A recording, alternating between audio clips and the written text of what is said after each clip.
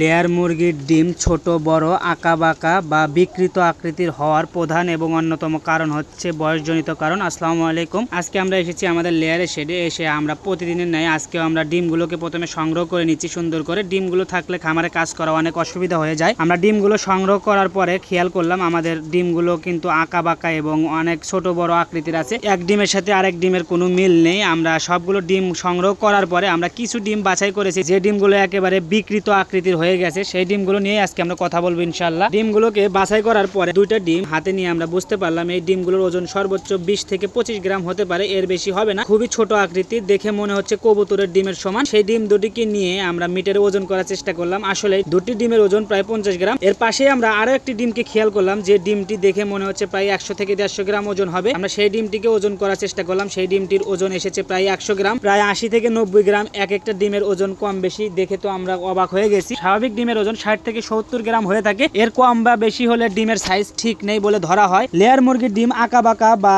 ছোট বড় দেখে ভয় পাওয়ার কিছু নেই, যেহেতু আমাদের মুরগিগুলো নতুন নতুন ডিম দেওয়া শুরু করেছে। নতুন ডিম দিলে সাধারণ ছোট বা বেঁকানো ডিম হয়ে থাকে। বয়স বাড়ার সাথে সাথে ডিমের আকৃতি ও আকার স্বাভাবিক হয়। খাদ্য, ক্যালসিয়াম, ফসফরাস বা ভিটামিন ডি এর ঘাটতি হলে ডিমের খোলস শক্ত হয় না, যার কারণে আঁকাবাঁকা হয়ে যায়। প্রোটিনের ঘাটতি থাকলেও ডিম ছোট বড় বা বিকৃত হতে পারে। ইডিএস ভাইরাসে আক্রান্ত হলেও কিন্তু মুরগির ডিম বিকৃত হয়ে যায়। এই রোগে খোলস পাতলা বা ভেঙে যায়, কখনো রঙও বদল হয়ে যায়। যাই হোক, ভয় পাওয়ার কিছু নেই। সমাধান হলো সুষম খাদ্য সরবরাহ করুন। ক্যালসিয়াম ও ফসফরাস, ভিটামিন ডি পর্যাপ্ত রাখুন। নিয়মিত লেয়ার প্রিমিক্স বা ক্যালসিয়াম সাপ্লিমেন্ট দিলেই মুরগির ডিম স্বাভাবিক হয়ে যাবে ইনশাআল্লাহ। ভাইরাস প্রতিরোধে সঠিক ভ্যাকসিন শিডিউল মেনে চলুন। অসুস্থ মুরগিকে আলাদা করে চিকিৎসা দিন। ইনশাআল্লাহ আপনার খামারে এই সব সমস্যা সমাধান হয়ে যাবে। যাই হোক, আমাদের মুরগিগুলো নতুন নতুন ডিম দিচ্ছে, যার কারণে কিন্তু ডিমের অবস্থা এরকম। যাই হোক, আমাদের জন্য দোয়া করবেন, খামারের জন্য দোয়া করবেন। সকলে ভালো থাকবেন, সুস্থ থাকবেন। আল্লাহ হাফেজ।